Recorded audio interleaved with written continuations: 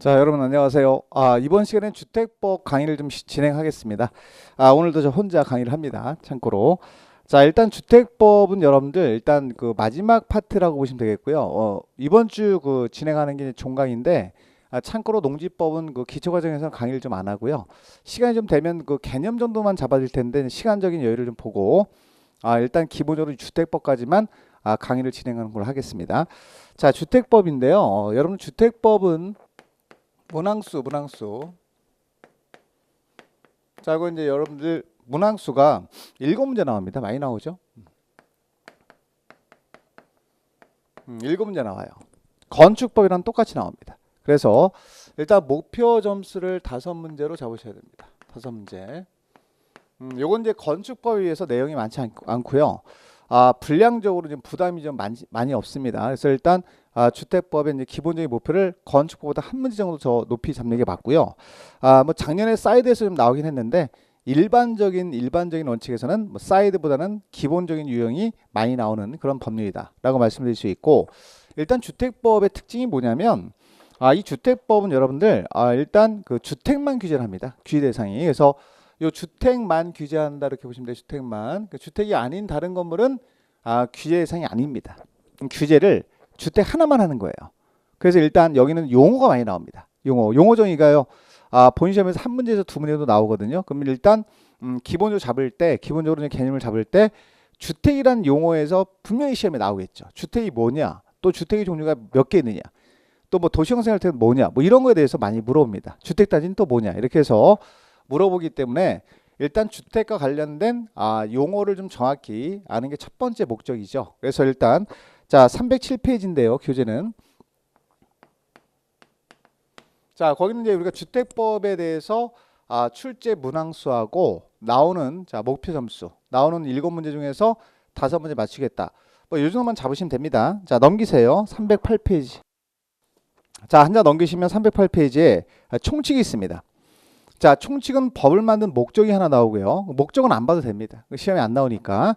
자, 그다음에 주택이라고 하는 그 용어 정의가 여기부터 출발하는 겁니다. 여기는 왕별표 하시고 한 문제에서 두 문제 나와요. 많이 나오면 두 문제. 자, 적게 나오면 한 문제인데 일반적으로 두 문제 정도로 보셔야 되고요. 자, 그럼 먼저 주택에 대한 이제 정의가 나오거든요. 밑에 가면 주택이 뭐냐? 그럼 여기서 말하는 주택은 우리가 알고 있는 주택을 말하는 게 아니라 주택법에서 말하고 있는 주택을 말하는 거죠. 그래서 주택이 이렇게 나와요. 세대의 구성원이 장기간 독립된 주거 생활할 수 있는 구조로 된 건축물, 이게 주택입니다. 다시 자 세대의 구성원이 장기간 독립된 주거 생활할 수 있는 구조. 그다음 밑줄. 자 독립된 주거 생활할 수 있다는 얘기는 구조가 욕실도 있고 부엌도 있어야 된다, 이런 뜻이에요. 자 여기 다 있어야 된다, 두 가지가. 자 이걸 우리가 독립된 주거 생활할 수 있는 구조로 된 건물이라고 합니다. 이 건물을 주택이라고 부르는 거예요. 그럼 이런 건축물은 주택법을 뭐 하겠다? 적용하겠다, 이런 뜻이죠. 근데 여기서 중요한 건 주택에 대한 개념을 여기서 끝내시면 안 돼요. 하나가 더 들어가야 됩니다. 부속 토지가 포함돼요. 부속 토지에 대한 형광색 비치고 놓으세요. 이거 제외한다 그러면 안 됩니다. 포함입니다. 토지까지 들어가는 거죠. 자, 우리가 일반적으로 얘기를 할 때 주택법을 적용하려고 딱 봤더니 건물만 규제한다. 말이 안 되잖아요. 건물을 지려면 이 대지가 필요하거든요. 토지가, 부속 토지가. 그 대지도 적용을 해야 됩니다. 그래서 자, 요 대지가 이렇게 적용된다. 대지가 적용되고, 그렇죠. 여기 부속 토지니까. 토지만 딸랑 있으면 안 되고 여기다 건물 하나 올리겠습니다. 그럼 적용하겠다는 얘기죠. 그래서 어떤 건물을 올릴 거예요? 그러면 독립된 주거 생활할 수 있는 구조. 그래서 우리가 이제 이런 아파트 같은 거 이제 올리는 거죠. 주택 단독도 마찬가지고 공동도 마찬가지인데, 자 여기서 이제 욕실과 부엌의 형태를 갖고 있는 그런 구조를 여기다 짓는 거죠. 그러면 이런 구조를 갖고 있는 게 주택이 되는 거죠. 그럼 주택 개념은 이런 독립된 주거 생활할 수 있는 욕실과 부엌 이렇게 있고, 자 그다음에 이런 구조의 건축물에 일단 적용이 되고, 그다음에 부속 토지까지 포함해서 주택법을 적용하겠습니다, 이런 뜻이에요. 부속 토지까지 포함이 되는 거예요. 제외하시면 안 돼요.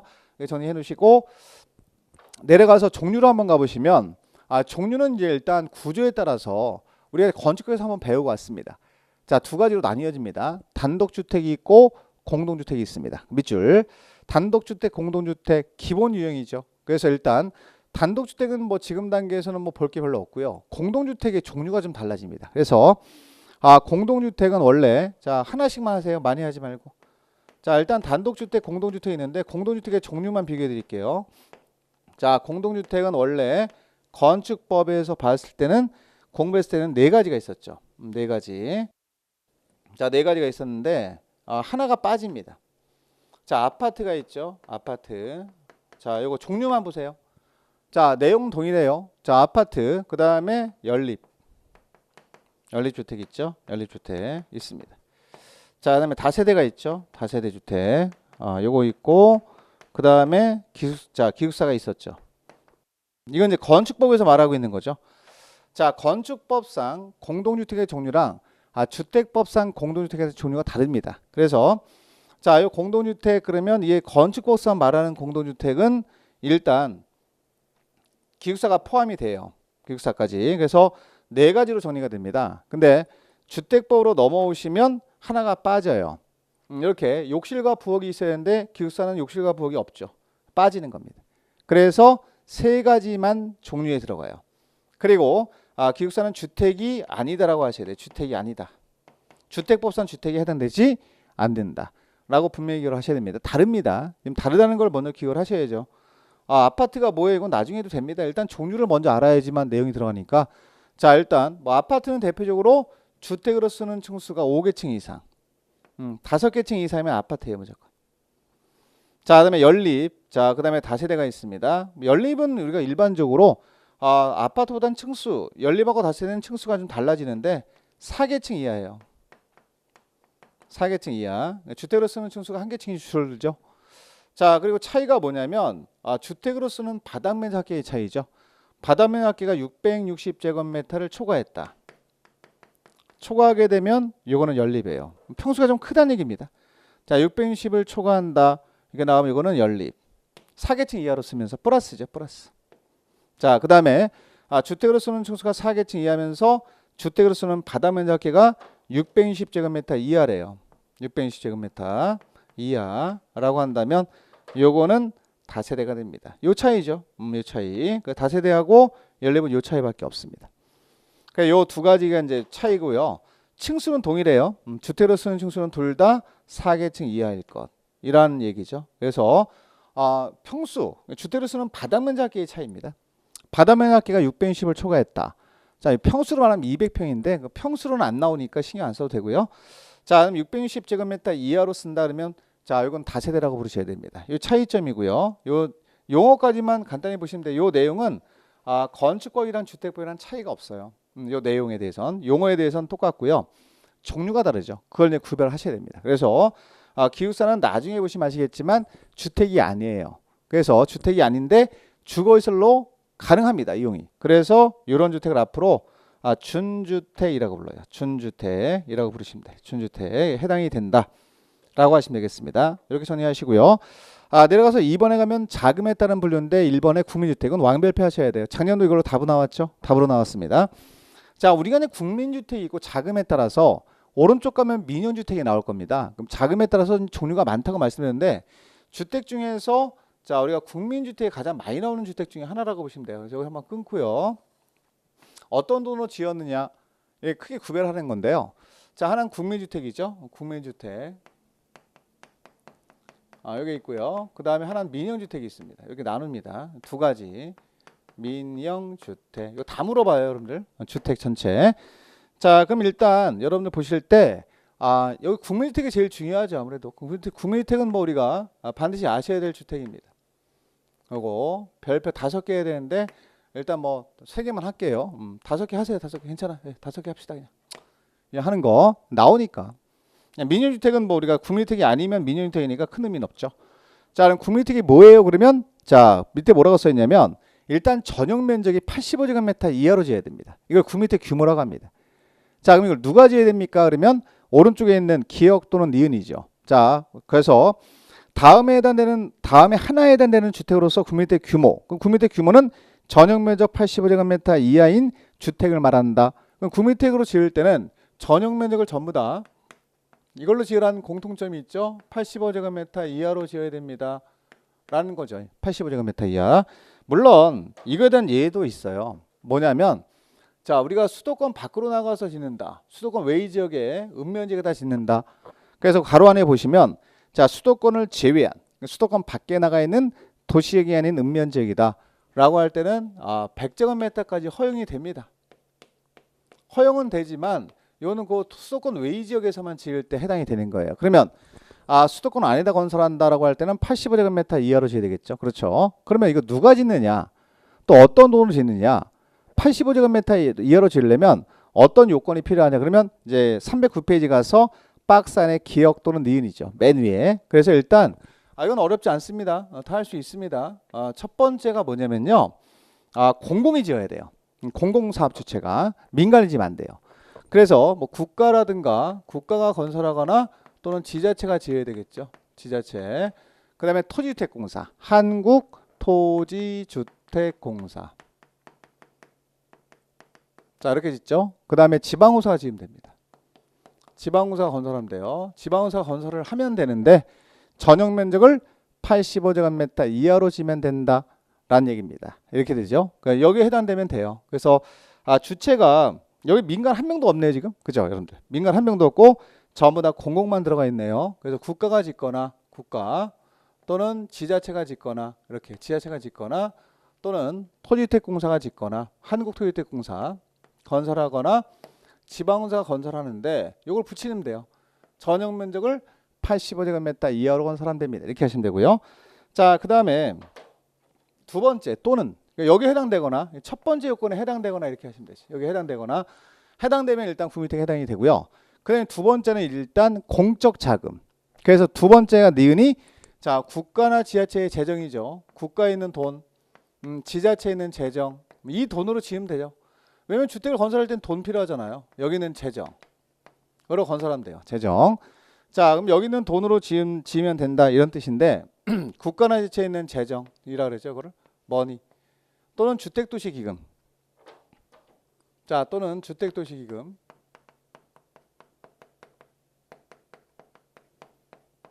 기금으로부터 자금을 지원받으면 되죠.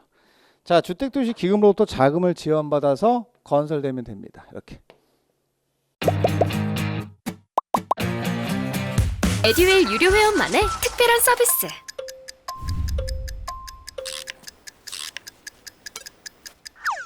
하치하차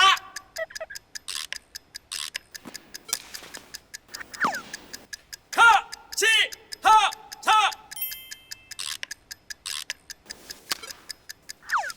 정답! 같이 하자 친구야 에듀윌 유료 회원!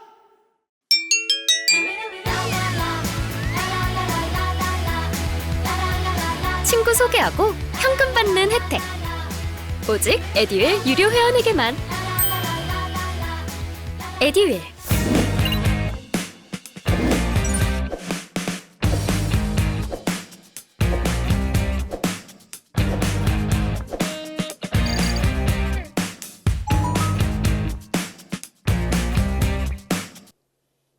쉽게 말하면 이걸 어떻게 정리할 수 있을까 우리가? 공적 자금이죠. 공적 자금으로 건설하면 됩니다. 전용 면적은 85제곱미터 이하로 지면 되겠죠. 이렇게 되면 이제 구민택이 되죠. 그래서 여기서 지금 거의 교재로 말하면 말씀드리면 자 기역번과 니은번은 and가 아니라 또는이에요. 또는 둘 중에 하나. 자 오화죠 오화. 또는 둘 중에 하나에 해당된다. 자 여기 기역번의 그 교재로 말씀드리면 기역번에 해당되거나 니은번에 해당되면 구민택에 해당이 되는 겁니다. 둘 중에 하나에 해당되면 구민택이라고 대답하고 오시면 돼요. 특히 여기는 이 위쪽에 있는 부분이 많이 나와요 시험에. 여기 위쪽에 있는 게 많이 나옵니다. 자 어렵지 않게 우리가 문제를 풀 수 있고요. 그러나 그 다음에 민영주택이 나오면 구민택을 제외하면 됩니다. 이렇게 하시면 되지 뭐. 구민택을 제외하면 민영주택입니다. 이렇게 대답하시면 돼. 자 민영주택은 구민택이 아닌 주택을 말한다. 정리하시면 되죠. 두 개 할 수 있죠. 네, 이렇게 정리하시면 구민택과 민영주택이 끝났고요. 자 다음에 3번 갑니다. 자 3번 가시면 주택이 계속 나옵니다. 자 도시형 생활주택이에요. 자 도시형 생활주택 이것도 한번 볼까요 한번? 그래서 자 밑에 내려가서 도시형 생활주택은 따로 나와요. 따로 연결시켜서 나오지 않고 도시형 생활주택은 따로 나옵니다. 자 이건 도시형 생활주택 주변에서 많이 들어보셨을 거예요.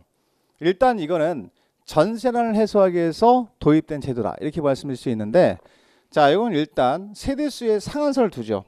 그래서 자 도시형 여기다 자 동그라미 아니면 이렇게 세모 표시하시면 되지.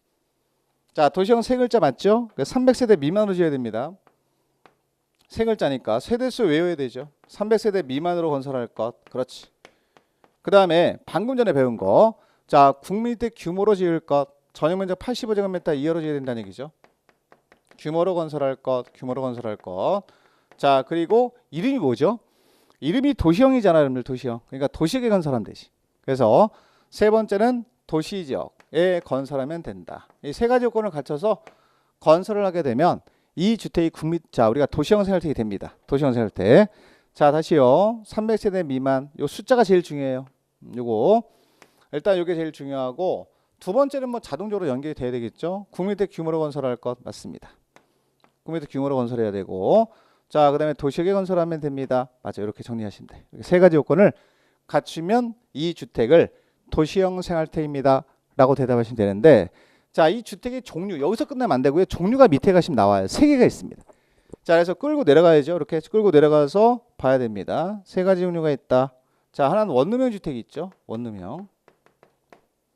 자, 원룸형 주택 대부분 다 원룸형 주택으로 지어요. 자, 그 다음에 두 번째는 단지형 자 연립으로 짓습니다. 연립주택 이 있고요. 종류가 세 개 있죠. 세 가지도 정리해 놓으셔야 돼요. 그 다음에 세 번째가 단지형 다세대가 있습니다. 단지형 자 다세대 주택 이렇게 있죠. 세 개가 있어요. 이렇게.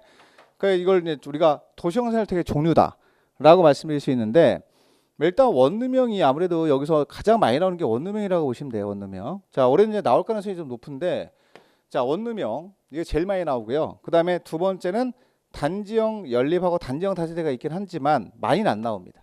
단지형 자 우리가 연립도 있고 다세대도 있어요. 근데 우리가 이제 보시면 자 원룸형 주택에 대한 요건이 지금 기역, 니은, 디귿, 리을 그래서 네 가지 요건을 모두 갖춰야 됩니다.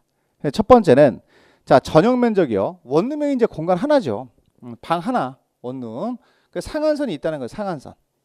요거는 이제 우리가 아무리 크게 지어도 50을 못 넘어요. 숫자는 외워야 됩니다. 50제곱미터 넘지 않아야 됩니다. 이거 이하로 지어야 돼요. 첫 번째 요건이. 원룸형 주택이 되려면 1인 가구 중심으로 이제 주택을 지어라 이런 얘기고요. 자, 두 번째는 욕실과 부엌이 있어야 된다. 욕실도 있고 부엌도 있어야 된다. 주택의 기능을 해야 되니까. 자, 그다음에 세 번째가 욕실과 보일러실을 제외한 부분을 공간 하나만 만들어야 되겠죠. 욕실 따로, 보일러실 따로 하고 나머지 공간은 하나의 공간으로 구성하는데 자 하나가 더 있어요. 그 숫자 하나 더 외우세요. 전용 면적이 30제곱미터 이상, 30 이상이래요. 30 이상. 자 그러면 자 우리가 투룸으로 만들 수 있다는 거지. 그 30제곱미터 이상부터는 자 30제곱미터 이상 되면 두 개의 공간을 구성할 수 있다가 되는 거죠. 자 30제곱미터 이상이면 투룸 공간을 두 개로 만들 수 있다. 자 그래서 투룸의 기준점 요거 여기는 숫자가 두 개 나와요. 자 50제곱미터라고 하는 상한선이 있다. 50제곱미터 이하로만 지어야 된다. 또 하나 투룸으로 만들려면 30제곱미터 이상부터 가능하다. 자 30이 안 되면 전용 면적이 30이 안 되면 원룸 형태로만 만들어야 되고요. 기준점만 외우시면 돼요. 그 다음에 얼굴 누렇게 뜨면 안 되니까 지하층에 설치하지 아니할 것. 됐습니다. 네 가지 요건을 모두 갖춰야만 원룸형 주택이 된다. 이렇게 보시고 자 나머지 단지형 연립이거든요. 밑에 내려가면 단지형 연립이 있고 그 다음에 뭐가 있어요? 다세대가 있어요. 그럼 이거 연립이랑 다세대잖아요. 그럼 조금 전에 봤듯이 원래 연립이랑 다세대가 되려면 4계층 이하로만 지어야 되죠. 그죠? 여기 있잖아요. 연립과 다세대는 4계층 이하로만 지어야 된다. 그대로 적용되지만 우리가 도시형 생활택은 우리가 많이 지으세요. 전세난을 막기 위해서 도입된 제도이기 때문에 완화를 시켜줍니다. 그래서 한 계층을 더 올릴 수 있어요. 한 계층을. 그래서 자 건축인의 심의를 거치면 5계층 체크까지 건축이 허용됩니다. 한 계층을 더 올릴 수 있다는 얘기죠. 야 이런 얘기는 무슨 얘기죠? 완화시켜주겠다는 얘기죠. 그러니까 한 계층을 더 올릴 수 있게끔 완화시켜줄 테니까 많이 지으세요 라는 뜻입니다. 그렇게 정리하시고요. 자 그럼 내려가서 3번에 가면 준주택 갑니다. 그 준주택이라고 하는 게 아까 잠깐 말씀드렸는데 여기서 나오죠. 준주택은 여기 있어요 여러분들. 준주택. 자 준주택이 뭐예요? 그럼 주택은 일단 아니고 자 주택은 아니지만 주거시설로 이용이 가능한 그러한 건축물을 말합니다. 잘 나오죠 이것도. 준주택도 잘 나와요. 그래서 준주택이 몇 개 있습니까? 라고 하는 거죠. 자 일단 주택은 아니에요. 다시 주택은 아닙니다. 주택은 아니지만 주거시설로 이용이 가능하다. 그런 건축물을 말한다. 그럼 준주택은 자 다른 거 하지 말고 자 종류만 외우시면 돼. 자 그래서 오피스텔. 자 순서대로 외울 필요 없어요. 오피스텔. 자 노인복지주택, 기숙사. 기숙사는 아까 했네요. 그다음에 다중생활시설. 그래서 4개가 있죠. 4개가. 4개가. 다중생활시설까지 4개. 자, 다중생활시설까지 4개 있다. 그래서 이거를 오노기다로 외우시면 돼요. 오노기다. 어차피 외워야 되니까. 오노기다. 오노가 기어갑니다. 이렇게. 오노 아시죠? 오노. 자, 미국의 스케이트 선수. 반칙 잘하는 오노. 자, 반칙하다가 지가 넘어져서 기어간다. 그래서 오노가 기어갑니다. 그래서 오노기다로 딱 4개를 외우시면 되죠. 이 오노기다는 준주택 이런 식으로. 뭐 1년 내내 외칩니다. 못 외울 수가 없죠. 이걸 1년 내내 외치는데 못 외우면 그 이상한 거예요. 그래서 일단 오피스텔, 노인복지주택, 기숙사, 다중생활시설을 자 준주택이라고 종류만 딱 치고 가시면 돼. 그래서 중요한 건 뭐냐면 이 준주택은 주택이 아니에요, 여러분들. 주택이 아니지만 주거시설로 이용이 가능한 건축물을 말한다. 그런 시설을 말한다. 라고 해서 종류가 중요합니다. 종류. 시험에 종류가 나오니까. 그래서 오노기다. 이렇게 정리하시면 되겠습니다. 됐고요. 자, 다음 자 넘겨서 자, 310페이지. 부대복리. 자, 부대시설이 있고 복리 2개 묶으세요. 자, 우리가 아파트 단지에 가보면 부대도 있고 복리도 있어요. 그럼 부대하고 복리가 뭐냐? 자, 우리가 주택이 들어올 때 딸려 들어오는 게 부대예요. 그리고 딸려 들어올 필요는 없지만 있으면 편한 게 복리라고 생각하시면 돼. 그래서 2가지 용어 연습해 두셔야죠. 그 아파트 단지가 이렇게 있으면 단지 내 아파트 단지 여기다 쓸까요? 자, 여기다 쓰겠습니다. 아파트 단지가 쭉 이렇게 있으면 단지 내에 자 주택만 있는 게 아니잖아요. 아파트만 있는 게 아니잖아요. 그거 찾아내시면 돼요. 그래서 이렇게 아파트가 쭉 있고 주택 단지가 이렇게 쭉 있고 자 그러면 주차장이 있을까요? 없을까요? 주차장 있어야 되죠. 자 주차장이 있습니다. 물론 뭐 지하로 들어가 있거나 어디에 있거나 주차장이 들어가고요. 관리사무소가 옆에 있지. 그죠? 관리사무소 이렇게 있고 자 그다음에 뭐가 있을까요? 담장도 있죠. 담장. 담장 이렇게 담장도 있죠. 담장. 이런 것들 지금 제가 말씀드린 거 이런 것들은 모든 단지에 다 있는 거예요. 그냥 도로 있잖아요. 도로. 여기서 쭉 가는 도로. 자 이렇게 연결되는 도로가 쭉 있다. 밖으로 연결되는 도로가 있다. 자 이런 것들 지금 불러드린 게 복리입니다. 부대입니다. 부대. 자 부대시설이라고 하는 건요. 거기 나와 있는 것처럼 대표적인 거 1, 2, 3, 4. 자 1번에 있는 4개 참 1, 2, 3, 4가 아니라 자 1번에 있는 거 4개. 자 밑줄 그으면서 확인해 볼까요? 주차장, 관리사무소, 담장, 주택단지 안의 도로 이런 것들입니다. 이런 것들이 이제 우리가 뭐예요? 자 우리가 부대시설이라고 불러요. 부대. 있으면 자 모든 단지에 다 딸려 들어오는 거죠. 주택이 딱 들어올 때 딸려 들어오는 시설을 말한다 이렇게 하시면 돼. 주택이 들어오면 딸려 들어와야 되는 그 시설들을 부대라고 한다. 다시 자 주차장이 있고 관리사무소, 담장, 도로 이런 게 있죠. 도로. 자 그러면 여러분 보세요. 이 도로가 이렇게 쭉 난단 말이에요. 도로가 이렇게 난단 말이에요. 그럼 도로가 이렇게 있으면 주택단지 안에도 도로가 있고 밖에도 도로가 있죠. 그럼 이런 것들 우리가 연결시키는 게 좀 이따 나옵니다. 좀 이따 나와요. 자 연결시키는 거 우리가 주차장에서 차 몰고 쭉 나가다 보면은 주택단지 안에 도로하고 밖에 도로가 이렇게 있어요. 밖에 도로를 연결시키는 게 있다는 거지. 그럼 밖에도 이렇게 도로가 있다고. 이렇게 도로가 있어요. 자 있으면 요 안에 있는 도로와 밖에 있는 도로를 자 연결시키는 시설도 있죠. 그걸 우리가 간선이라고 불러요. 간선.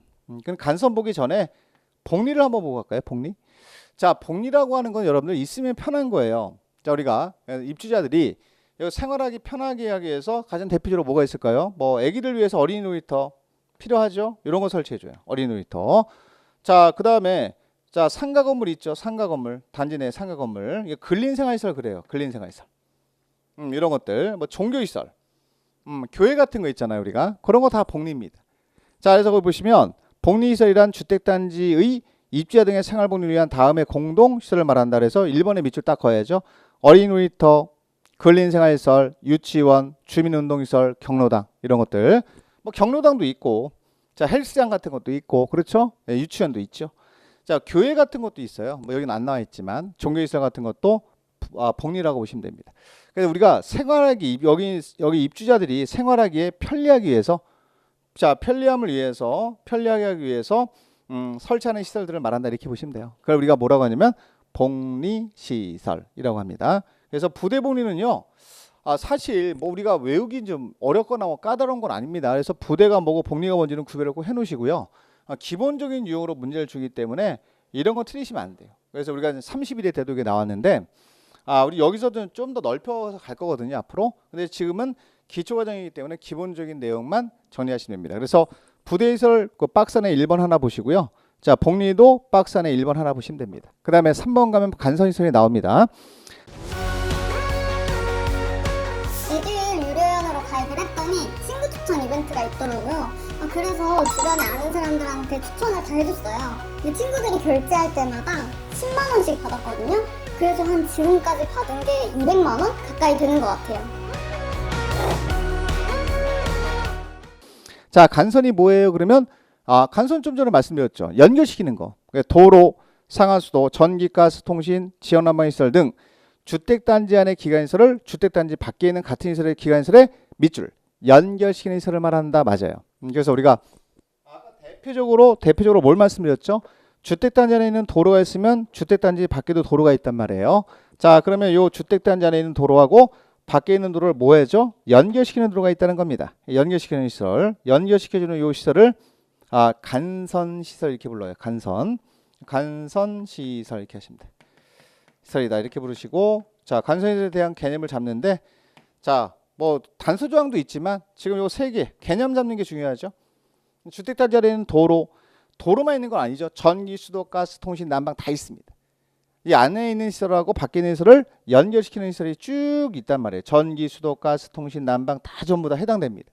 그럼 중간에서 연결시켜주는 요 시설만 불러서 뭐라고 불러요? 간선시설이라고 부르시면 돼요. 됐고 내려가서 자, 공공택지 4번.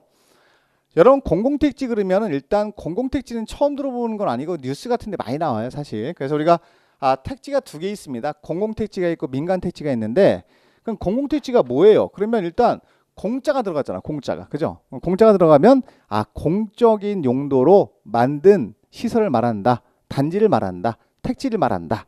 라고 해서 자, 여기도 한번 끊을게요. 끊어야 됩니다. 이렇게 끊고 한번 가볼게요. 공공택지 가볼까요? 여기다. 자, 이건 제가 풀어드릴게요. 공공택지. 자, 공공택지라고 하는 용어가 나오는데, 공공택지는 요 앞에 있는 공짜랑 뒤에 있는 공짜를 합친 거예요. 뒤엔 택지죠. 그래서 일단 앞에 있는 공짜가 뭐냐면 뭐의 준말이냐면 공공사업의 준말이에요. 그래서 자, 첫 번째 이렇게 정리하시면 돼요. 공공택지란 제가 한번 자, 용어 정의를 내려볼 테니까 같이 따라와 보세요. 자, 공공사업으로 개발할 것, 민간이나 공공사업으로 개발해서 조성할 것, 개발했대요. 자, 근데 여기다 택지라고 하는 건 여기는 주택용지니까 공동주택 지으려고 만든 거예요. 공동주택 건설용지입니다. 건설용지 이렇게 되죠. 이렇게 되죠. 자, 그래서 자, 공공택지 끝났네요. 자, 일단 공공사업으로 개발할 것, 공공사업. 자, 공공사업으로 개발 조성할 것 맞아요. 자, 두 번째는 단독이 아닙니다. 공동주택 건설용지를 말한다 이렇게 하시면 돼요. 이걸 우리가 공공택지라 그러죠. 그래서 보시면 용어 정의는 해드렸으니까 공공사업에 의해서 개발 조성되는 공동주택이 건설되는 토지를 말한다. 용지를 말한다. 아파트 지을 부지를 쉽게 말하면 아파트 지을 부지를 공공사업으로 조성한 거예요. 그럼 그 택지가 공공택지가 된다 이런 얘기입니다. 그러면 여기서 말하는 공공사업이 몇 개 있습니까? 박스 안에 있죠. 자, 우리가 거기 박스 안에 대표적인 걸 정리해드리면 자, 1번은 의미 없고요. 2번에 택지개발사업 밑줄.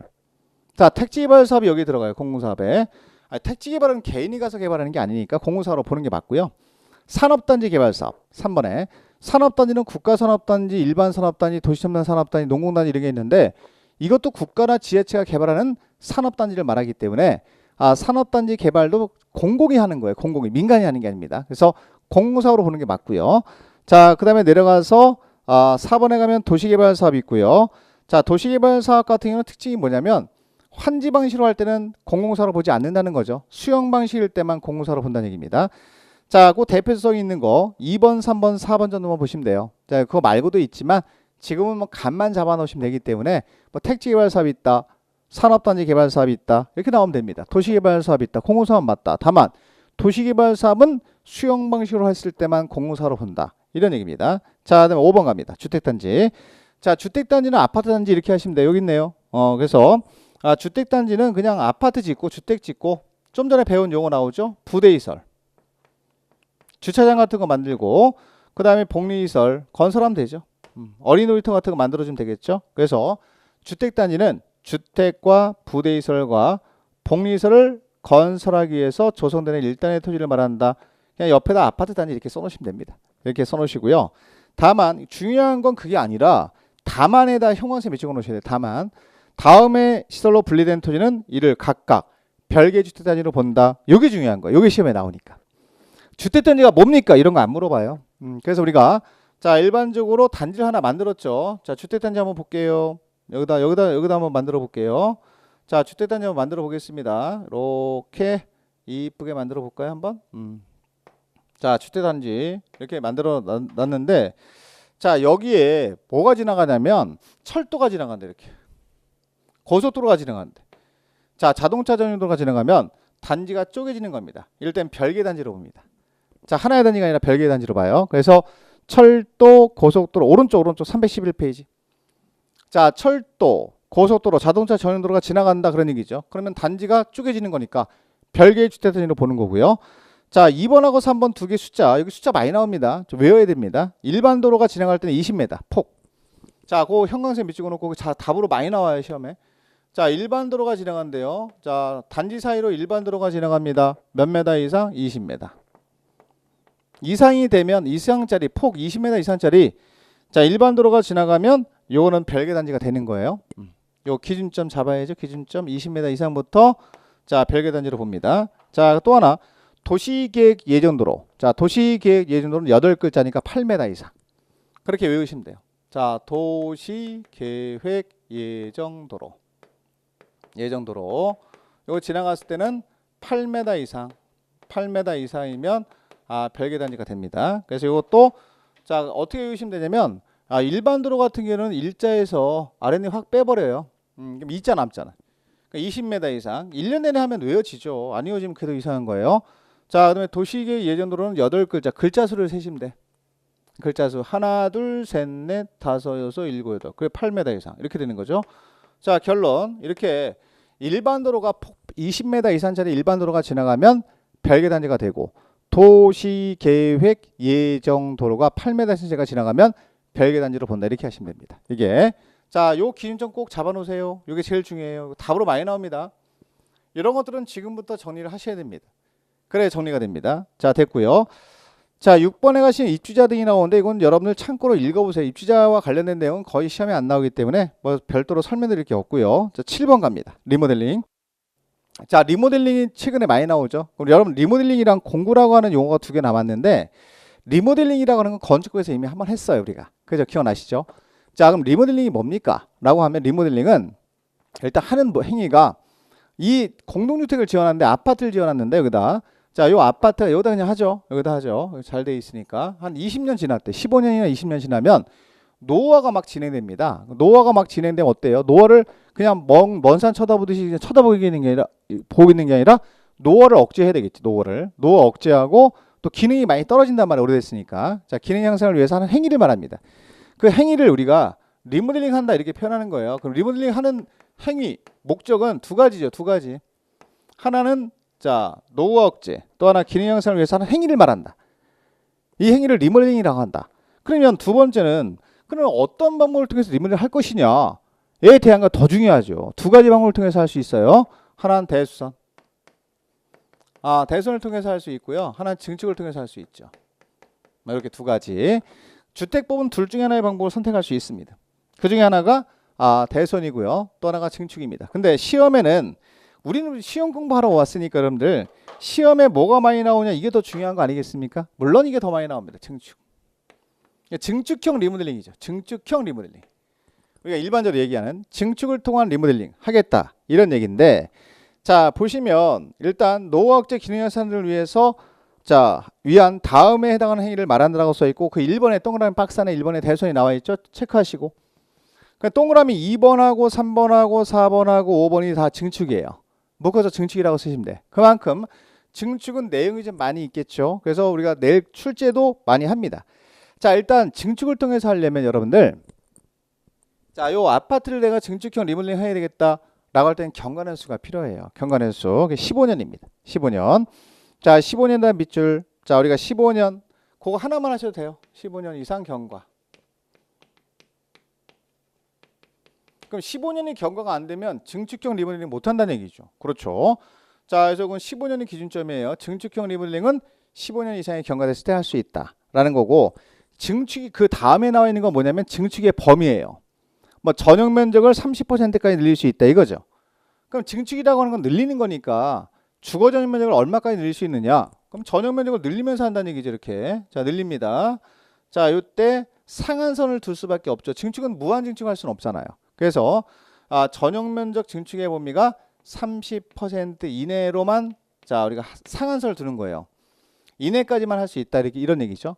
자, 그리고 끌고 내려가서 그러면 자, 요 전용 면적 30% 이내에서 증축을 할 수 있는데 그 범위 내에서 세대수는 얼마만큼을 늘릴 수 있느냐 이런 얘기죠. 자, 세대수는 자, 요거의 반 15% 이내까지만 된다. 그런 얘기가 바로 밑에 있죠. 연결시키면 돼요. 이렇게 연결시키면 돼요. 자, 두 가지를 같이 지금 설명드린 겁니다. 하나는 전용 면적 30 이내까지만 됩니다. 정리해 놓으시고 30 이내. 자, 그 다음에 세대수는 자, 전용 면적 증축 가능한 범위 내에서 자, 15% 이내까지만 돼요. 그럼 3번까지 끝났고 내려가서 4번, 5번은 수직을 올리는 거예요. 수직. 자, 수직을 올릴 때 기존 층수에 따라 수직을 올리시는 층수가 다른데 이게 더 중요하죠. 그래서 우리가 내가 살고 있는 아파트가 15층 이상이래요. 현재 층수가. 그러면 현재 층수가 15층 이상짜리 뭐 17층, 18층 이렇게 돼 있는 겁니다. 그러면 수직으로 올릴 수 있는 상한선이 3계층까지 올릴 수 있어요. 3계층. 형광색 밑줄. 3계층까지 올릴 수 있어요. 자, 근데 제가 살고 있는 아파트는 15층이 안 되는데요. 그럴 수 있잖아요. 그죠? 우리가. 안 될 수도 있죠. 14층 이하할 수도 있습니다. 그럼 2계층까지 올릴 수 있습니다. 이게 안전과 관련된 내용이에요. 안전. 그래서 나중에 리모델링 할 때는 증축형 리모델링 할 때는 이거를 무조건 요청해야 돼. 안전인단. 이걸 실시한 다음에 이상이 없습니다 라고 할 때 최대로 올릴 수 있는 층수까지 허용이 되는 거죠. 그러니까 기존 층수에 따라 달라지는데 자, 4번에 기존 층수가 15층 이상이면 3계층까지 되고요. 자, 5번에 가면 기존 층수가 14층 이하면 2계층. 이거 잘 나옵니다. 시험에. 그러니까 이런 부분은 확실하게 정리할 필요가 있다는 얘기고요. 자, 내려가서 공구 가볼까요? 공구. 자, 공구라고 하는 건 여러분들 간단하게 그림으로 설명드리는 게 제일 빠를 텐데 공구를 어디다 설명할까요? 여기다 할까요? 카메라 잡기 여기 좋은가요?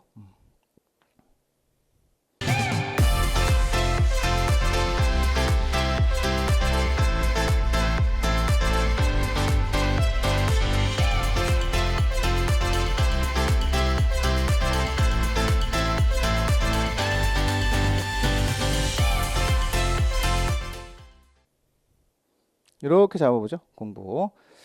자, 공구라고 하는 개념 이렇게 잡아보죠. 공구. 자, 공구가 뭐예요? 그러면 나눠서 하는 거야. 사업을 나눠서 109, 209. 그래서 이제 저는 강의할 때 공구 나오면 이렇게 하라 그래요, 여러분들. 이게 나누세요. 그냥 아무 생각 없이 109 자, 하나 나누고 209 이렇게 나누세요. 이렇게 말씀드립니다. 나누세요. 이렇게 말씀드리죠. 이렇게 109, 209 나눠서 설명드리는데 공사를 따로따로 하는 거죠. 쉽게 말하면 단지는 하나인데 다시 단지는 하나입니다.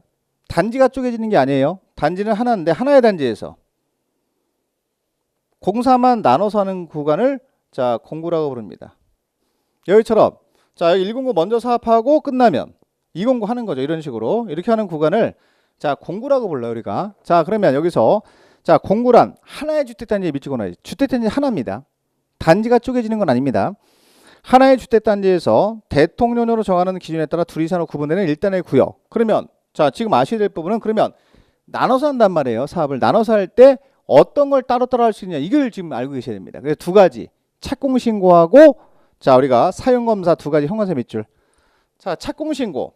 자, 우리 공사를 따로따로 해야 되니까 착공신고 109 하겠습니다. 신고 따로 하고 109 끝나면 209 따로 하면 되죠. 그 다음에 공사 끝났어요. 그럼 우리가 이제 처음 보는 용어인데 사용검사라고 있어요. 사용검사. 사용검사는 준공검사라고 생각하시면 돼요. 그래서 이 두 가지 착공신고와 사용검사 이 두 가지만 별도로 수행할 수 있는 구간을 말합니다. 그럼 109 이제 먼저 착공신고해서 공사 끝냈단 말이에요. 공사 시작해서. 그럼 사용검사 받아야 되잖아요. 그리고 입주시킵니다. 자, 그리고 이 공고 시작합니다. 또 시작할 때 뭐 필요합니까? 착공 신고해야 됩니다. 자, 공사 끝났습니다. 뭐 받아야 돼요? 사용검사 받아야죠. 이 두 가지를 별도로 수행할 수 있는 구간을 말한다. 이 구간을 뭐라 그래요? 공구 이렇게 하시면 됩니다. 됐습니다. 용어 좀 이렇게 정리하시고 자, 다음 장 넘어가시면 2장 가보세요. 자, 312페이지인데 주택의 건설 파트죠. 자, 건설 파트는 두 문제 정도 나옵니다. 두 문제. 자, 일단 여기서 용어를 먼저 말씀드리면 사업주체부터 말씀드릴게요. 사업주체. 자, 주택 건설을 할 때 누가 하느냐죠. 누가. 주택 건설 사업을 하는 자를 누구라고 하느냐. 공사하는 자. 자, 그래서 우리가 이제 그동안은 시행자라고 사업의 주체가 되는 자니까 시행자라는 용어를 썼지만 주택법은 시행자라는 용어를 안 써요, 여러분들. 뭐라고 써요? 사업 주체 이렇게 쓰는 거예요. 사업 주체. 이거 잘 보이시나 모르겠네요. 파란색이. 자, 사업 주체라는 용어 씁니다. 사업 주체 그러면 지금까지 우리가 배운 개념 중에서 가장 유사한 개념이 시행자의 개념이라고 보시면 됩니다. 시행자의 개념이랑 똑같다고 보시면 되고 여기다 주택 건설 사업을 하는 자, 대지 조성 사업을 시행하는 자를 말한다 이렇게 보시면 돼요. 자, 주택도 짓고 대지도 조성하는 자를 말한다. 사업 주체라고 하는데 여기서 중요한 건 1번하고 2번 나눠야 됩니다. 자, 그럼 주택법의 사업체 몇 명으로 나눠요? 이렇게 말씀드리면 2명이요. 이렇게 대답하세요. 편하게 2명이요. 할 수 있죠? 이렇게. 자, 그래서 공공사업 주체가 있고 민간이 있어요. 다시 공공이 있고 민간이 있다. 공공과 민간. 자, 공공사업 주체 또 민간이 있어요. 공공도 있고 민간도 있습니다. 자, 이거 나눌 수 있어야 되는데 여기서 공공은 아까 잠깐 어디서 했죠? 우리가 국민주택 할 때 했잖아요. 우리가. 그래서 국가 있고 지자체 있고 한국토지대공사 있고 지방공사 4명. 자, 거기 4명 밑주고 나야죠. 쉬워요, 여러분들. 여기는 어렵지 않습니다. 여기는 4명만 공공이에요. 그러니까 주택법에서 공공사업체는 4명만을 말한다. 이렇게 대답하시면 됩니다. 자, 그럼 나머지는 다 누구예요? 나머지 공공이 아닌 자는 다 민간이죠. 그렇지. 자, 그럼 나머지 민간에 보시면 뭐 등록사업자 있고 주택조합이 있고 자, 우리가 공익법인도 있고 주택조합도 있고 고용자, 토지소유자 이렇게 있는데 거기서 어차피 나오면 주택조합이 나와요. 100%. 등록사업자가 주택조합만 형세 미치고 계시면 돼. 그래서 여기는 주택법은 여러분들 공공인 시험이 많이 안 나와요. 의외로. 민간이 많이 나옵니다. 민간이. 그래서 민간 중에서도 2명. 딱 찍어서 2명만 하세요. 작년도 2명 그대로 나왔잖아요. 등록사업자 나왔고 주택조합 나왔다고. 나머지는 낼 게 없거든요. 별로. 그래서 자, 일단 2명만 하셔야 됩니다. 자, 주택조합. 자, 특히 주택조합 중요해요. 등록사업자. 먼저 등록사업자 먼저 썼어야 되는데 상관없어요. 이렇게 쓰시면 돼요. 이렇게. 자, 그래서 일단 주택조합이 가장 중요하니까 여기는 뭐 2문제도 나올 수 있습니다. 여기서 별표 5개죠. 뭐 5개. 따로 배울 거예요. 주택조합 5개 딱 하고 그 다음에 등록사업자는 별표 2개 정도만. 자, 등록사업자 매년 나오는 거 아니니까 작년에 나왔기 때문에 제가 볼 때는 올해 뭐 또 나올 가능성이 높지는 않습니다. 사실. 그러나 주택조합은 뭐 작년 나왔다고 올해 안 나오고 이런 게 아니라 매년 나와요. 또 나옵니다. 자, 일단 등록사업자까지 설명드리고 잠깐 쉬죠. 등록사업자는 밑에 있어요. 자, 등록사업자라고 해서 이번에 나오는데 주택건설사업자의 등록. 그러면 누가 등록해야 되냐부터 배워야 되겠죠. 등록 대상이죠. 자, 연간이에요. 연간 밑줄. 자, 연간이라고 하는 개념은 1년간 토탈 개념을 말합니다. 1년간 토탈 주택건설하는 규모가 20호 이상. 20호. 단독주택 20호. 자, 공동주택 20세대 이상 건설하려는 자 또는 연간 1만 제곱미터 이상의 대지조성 사업을 시행하려는 자는 국토교통부 장관에게 등록하여야 한다. 맞아요. 이게 등록 대상입니다. 자, 그럼 간단히 말씀드릴까요? 이 주택을 건설하는 규모가 20호 이상. 참고로 단독주택은 호란용어 씁니다. 자, 호란용어 써요. 20개 이상 짓는다는 건 연간, 1년간 토탈. 또는 자, 공동주택을 20세대, 공동주택은 세대라는 용어 쓰거든요. 이상 건설한다, 이상. 근데 한꺼번에 짓는 게 아니에요. 연간입니다. 자, 2020년이다. 그럼 2020년 1월부터 12월까지 짓는 총규모를 말하는 거죠. 총규모. 총규모가 20호 이상 건설한대요. 자, 그럼 미리 등록하라는 얘기죠. 이게 등록 대상입니다. 자, 기준점이 연간입니다. 한꺼번에 짓는 게 아니에요. 자, 대지도 마찬가지예요. 연간 대지를 조성하는 규모가 얼마 이상 1만 제곱미터 이상 조성을 한대. 요거 이 대지를 조성하는 규모가 토목공사라고 하잖아, 우리가. 자, 그럼 여기에 해당되면 단독주택 20호 이상 건설하거나 다시요. 20호 이상 건설하거나 공동주택 20세대 이상 건설하거나 또는 대지를 연간 1만 제곱미터 이상 조성하려는 자는 미리 자기 마음대로 이 사업하지 말고 사업하기 전에 국토교통부 장관 찾아가서 미리 등록을 해야 된다. 그럼 등록하고 사업하는 자, 그 자를 뭐라 그래요? 등록사업자라고 하는 거예요. 등록사업자. 그래서 등록사업자는 여기 사업체 중에서 민간에 포함이 됩니다. 이렇게 하시는 거죠. 근데 이 등록을 하라는 얘기는 뭐예요? 규제한다는 얘기죠. 자, 그럼 생각해 보세요. 여기 있는 공공은 등록할까요? 안 할까요? 안 하죠. 등록 안 합니다. 믿으니까 이렇게 하시는 거예요. 그래서 뭐라고 써있냐면 다음의 사업 주체인 경우는 그러하지 아니하다. 그래서 1번부터 여러분들 3번까지만 묶으시면 돼. 뭐 공익법인은 공적인 목적으로 설립한 법인이기 때문에 규제 안 한다 이렇게 보시면 되고 국가 1번, 2번, 3번 중심으로 보시면 돼요. 자, 국가 있고 지자체, 한국토지대공사, 지방공사 전부 다 공적인 영역에 있는 자니까 등록할 필요 없다. 그래서 여기 있는 자를 비등록사업자라고 하는데 등록할 필요 없는 자를 말하는 겁니다. 됐고, 자 오른쪽 가면 등록 기준은 보시지 마시고요. 대통령령에 나와 있으니까 지금 보는 거 아니고요. 자 결격 사유가 있어요. 자 다음에 해당하는 자는 주택건설 사업 등에 등록을 할 수 없다.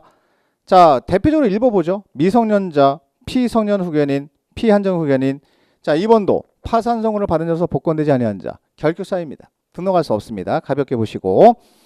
자 그 다음에 4번 가면 등록 말소. 자 국장은 등록사업자가 다음에 해당하면 다음에 위법한 행위를 했다는 얘기죠. 등록하고 나서 위법한 행위를 하게 되면 말소할 수도 있고 1년 이내의 범위를 정해서 영업의 정지를 명할 수도 있죠. 둘 중에 하나 처분할 수 있습니다. 그냥 가만히 있는 게 아니라 등록 자체를 말소할 수도 있어요. 또 영업 정지를 명할 수도 있습니다.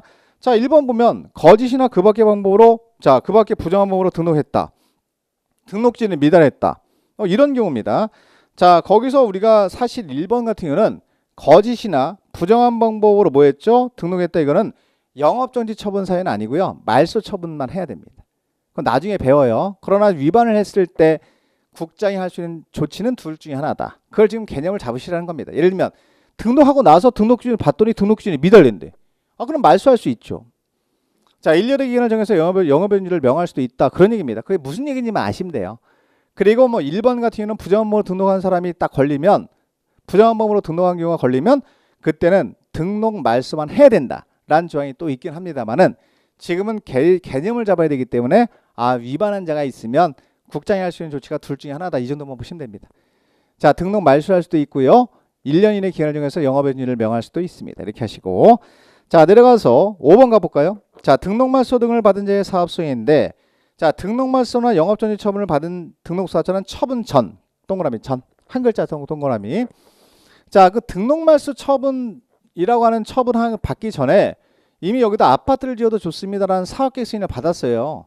1000세대 지어도 좋다라고 사업계획 승인을 받은 사업은 계속 수행할 수 있다 했던 거라요. 왜? 소급 규제 못하니까. 자, 오늘 말소 받았대요. 근데 오늘 말소 처분 받았어요. 등록사업자가. 근데 일주일 전에 1000세대 아파트 지어도 좋습니다라고 이미 사업계획 승인을 받았어요. 그럼 그 사업계획 승인을 받은 그 사업만큼은 계속 수행할 수 있다. 이렇게 하시면 됩니다. 됐고. 자 내려가서 공동사업체 가볍게 보죠. 공동이라고 하는 건 같이 하는 거예요. 그래서 1번에 가면 토지 소유자고 등록사업자는 임의적이라고 써 있죠. 그러니까 토지 소유자가 사업할 때 등록사업자가 같이 할 수도 있다. 자 단독으로 할 수 있고 같이 할 수 있다. 그런 뜻입니다. 별로 의미 없고요. 다음 자 넘겨서 주택조합. 주택조합 여기다 별표하셔야지. 주택조합. 자 주택조합도 등록사업자와 공동으로 할 수 있습니다. 근데 가로 안에 밑줄 그게 뭐냐면 세대수를 증가하지 아니하는 리모델링 주택조합은 제외한다고 돼 밑줄. 자 리모델링 주택조합이 세대수를 증가하지 않으면 그 자리에 있는 뭐 예를 들면 2000세대다. 세대수 안 늘리면서 하는 거예요. 증축형을 안 한다는 얘기지 쉽게 말하면. 그럴 때는 새로운 주택건설 사업이 이루어지지 않기 때문에 등록사업자와 같이 할 필요가 없다는 얘기죠. 그래서 자 제외 조항이 여기서는 중요합니다. 제외 조항이 중요해요. 그래서 모든 주택조합이 아니라 세대수를 증가하지 아니하는 리모델링 주택조합은 제외한다. 그리고 나머지 주택조합만 주택건설 사업을 할 때 등록사업자와 공동으로 사업을 시행할 수 있다. 이렇게 하시고 자 3번에 고용자 밑줄. 자 고용자가 누구예요? 이렇게 가끔 물어보시는데 근로자를 고용하는 자예요. 법인에서 자 내가 법인입니다. 무슨 주식회사 그러면 근로자 고용하고 있잖아요. 그죠? 그 고용자가 그 직원들 위해서 주택을 지어주는 거죠. 그러면 이때는 자 뭐가 논점이면 고용자는 거의 안 나오지만 딱 하나의 논점이 있습니다. 단독으로 못한다는 얘기죠. 자, 지금 우리가 앞에서 본 1번하고 2번 토지 소유나 주택조합은 임의적인 사항이에요. 혼자 할 수도 있고 같이 할 수 있어요. 등록사업자. 그러나 등록사업자와 임의적으로 할 수 있는 자가 아니라 반드시 같이 해야 된다. 그 자가 고용자라는 거죠. 그럼 고용자가 구성을 위해서 근로자의 주택을 건설할 때는 자, 등록사업자가 공동으로 사업을 시행하여야 한다지. 밑줄. 자, 그래서 이건 하나의 의미가 있습니다. 시행할 수 있다를 반대요. 그래서 우리가 사업 주체 중에서 유일하게 단독 사업체가 될 수 없는 자를 의미하는 겁니다. 그 자가 고용자예요. 그럼 고용자는 사업을 할 때 근로자의 주택을 건설해 줄 때 등록사업자가 공동으로 사업을 시행할 수 있다. X. 공동으로 사업을 시행하여야 한다. 됐죠? 이렇게 정리하시면 됩니다. 자, 여기까지 정리해 드리고요. 주택조합은 내용이 좀 많거든요. 또 설명드릴 게 많기 때문에 잠깐 휴식하셨다가 다음 시간에 계속 이어서 말씀드리겠습니다. 잠깐 휴식하겠습니다.